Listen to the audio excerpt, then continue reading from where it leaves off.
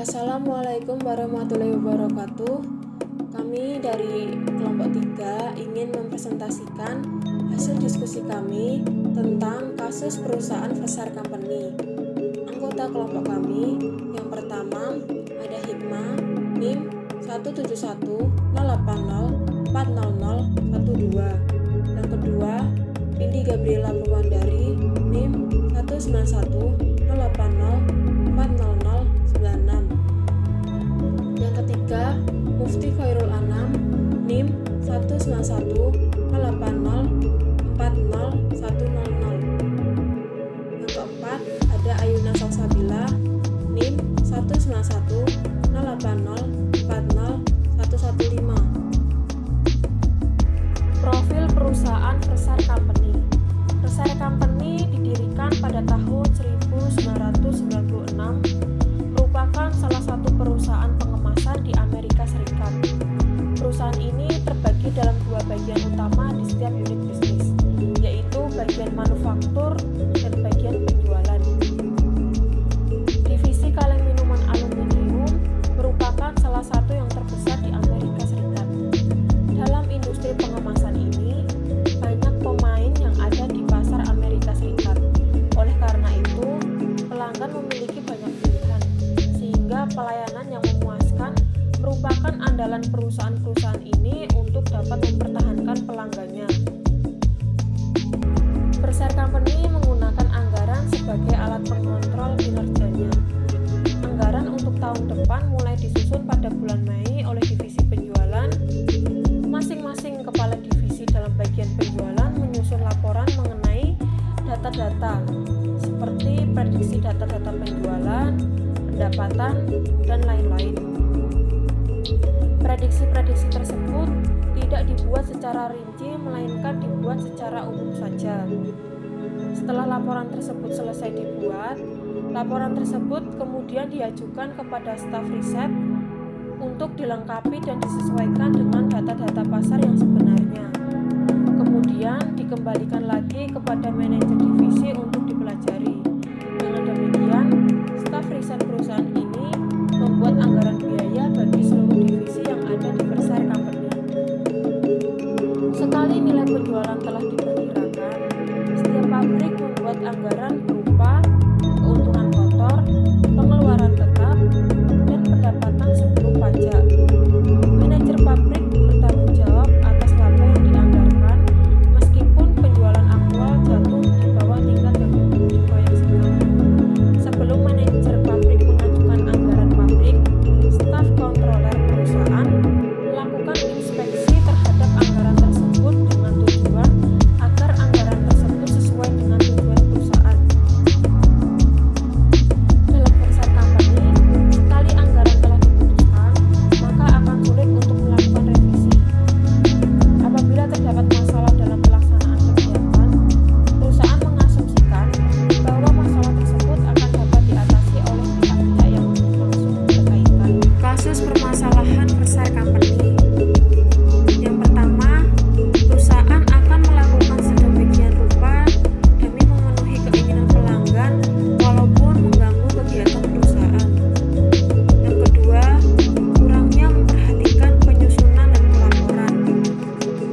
Disebabkan karena banyak kegiatan yang terjadi di perusahaan Versar Company, sehingga baik penyusunan maupun pelaporan tidak mendapatkan perhatian yang khusus, yang menyebabkan penyusunan dan pelaporannya tidak dapat bekerja dengan maksimal.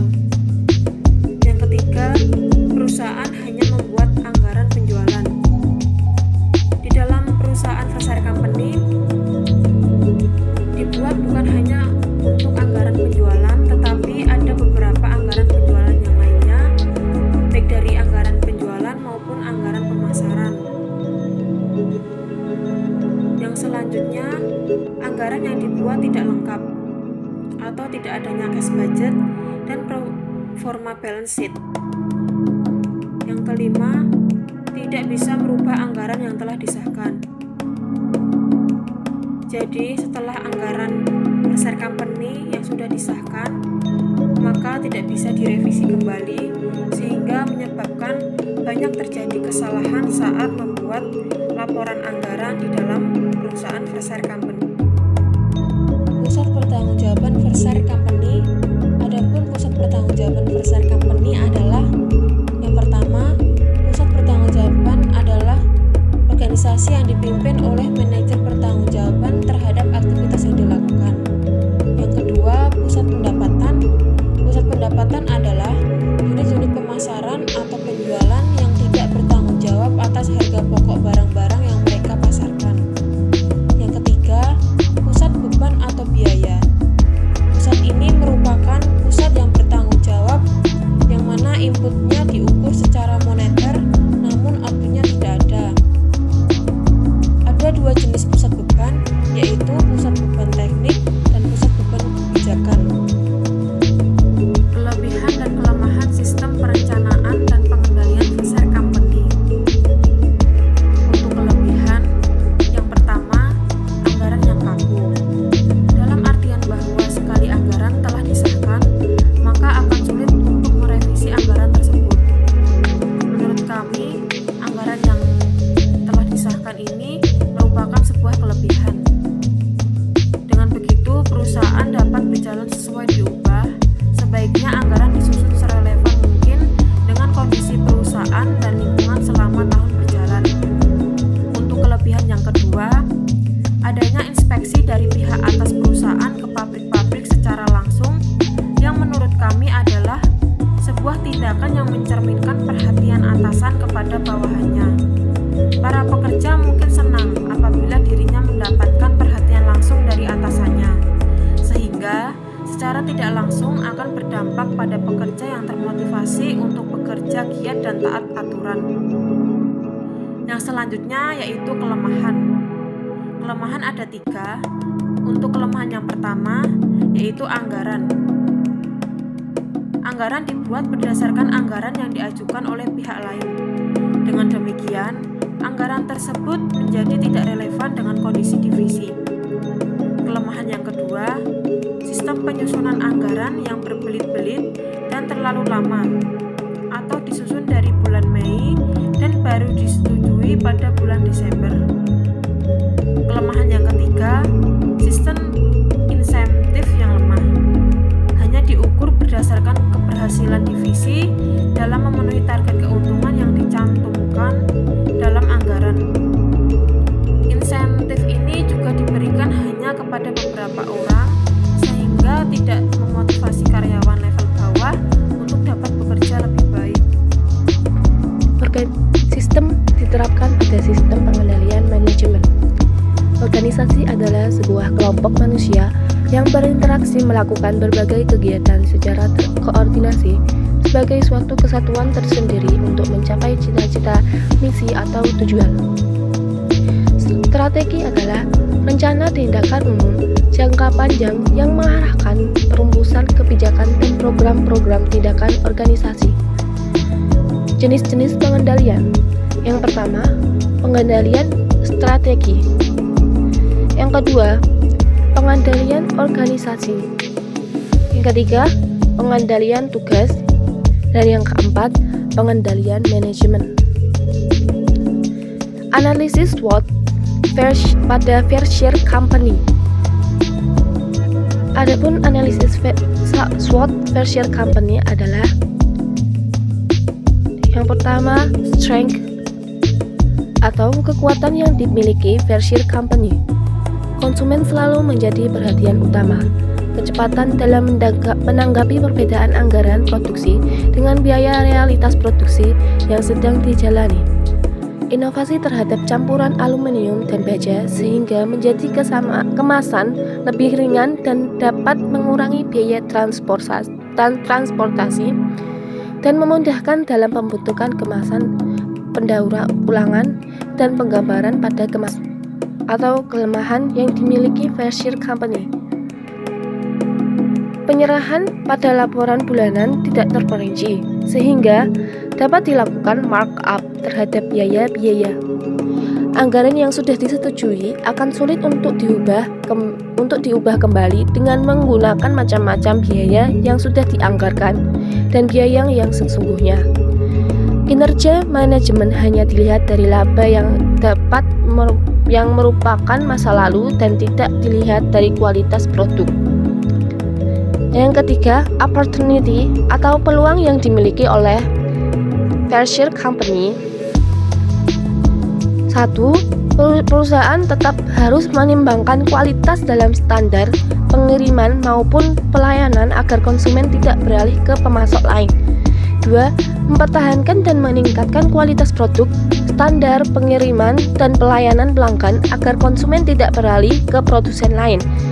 3. Meningkatkan ekonomi serta kesejahteraan sosial masyarakat dan beroperasi di seluruh dunia dengan cara meminimalkan dampak terhadap habitat alam dan sumber daya hayati. Yang keempat, threats atau ancaman yang dimiliki oleh perusahaan Fairshare Company. 1. Apabila divisi dalam memenuhi biaya dan spesifikasi pelanggan standar untuk pengiriman dan pelayanan pelanggan, konsumen akan pindah ke pemasok lain. Keadaan yang tidak menentu dan adanya global warming. Strategi pemasaran Fairshare Company. Fairshare Company melakukan pertimbangan terhadap hal-hal yang terjadi, melihat pengaruh kondisi ekonomi yang terjadi, melakukan pembagian produk-produk yang akan dipasarkan, dan melihat posisi daerah yang akan dijadikan pemasaran. Kemudian dilakukan promosi dengan mengikuti tender.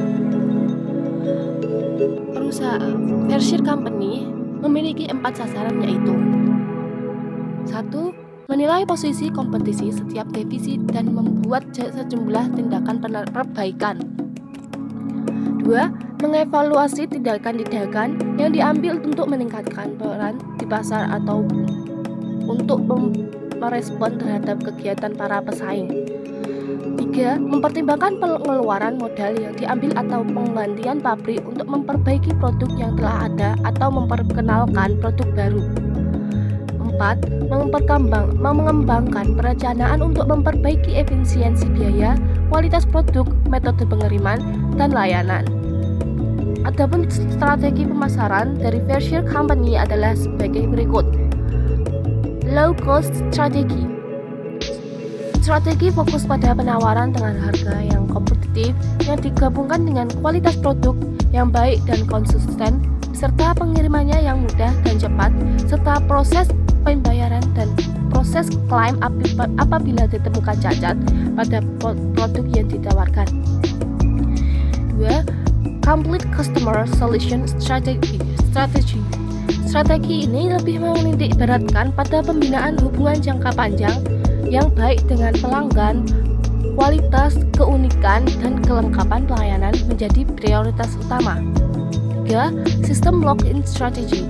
Strategi ini adalah bagaimana meraih pelanggan sebanyak-banyaknya.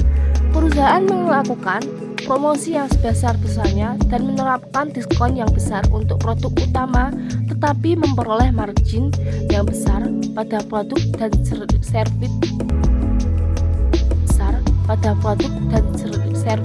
berikutnya. 4. Mengembangkan teknologi yang lebih unggul dari pesaing. Kesimpulan dari Fairshare Company merupakan perusahaan pengemasan yang terverifikasi dengan berbagai divisi besar. Sistem evaluasi kinerja pada Fairshare Company hanya melaporkan secara sederhana dengan membandingkan antara realisasi anggaran dengan anggaran yang telah ditetapkan sebelumnya. Pertama, ditentukan kinerja perusahaan secara keseluruhan yang merupakan selisih antara laba yang sesungguhnya yang dicapai dengan anggaran laba. Kemudian, selisih ini dibagi ke dalam selisih pendapat dan selisih biaya. Dalam setiap divisi, seorang manajer pabrik harus bertanggung jawab dalam pencapaian laba karena manajer pabrik bertanggung jawab terhadap operasional dan keuntungan pabrik serta kinerja laba dihitung dengan membandingkan penjualan terhadap laba antar pabrik. Kelebihan sistem perencanaan dan pengendalian yaitu sistem penyusunan, ramalan, penjualan dari bawah ke atas yang dapat menghasilkan komitmen untuk mencapai target yang ditetapkan kepada bawahan. Sedangkan kelemahannya yaitu Fairshare Company hanya melaporkan secara sederhana laporan evaluasi kinerja untuk sebuah pabrik dengan menggunakan perhitungan selisih atau varians yang kinerja tidak dapat menunjukkan sebab terjadinya selisih tersebut.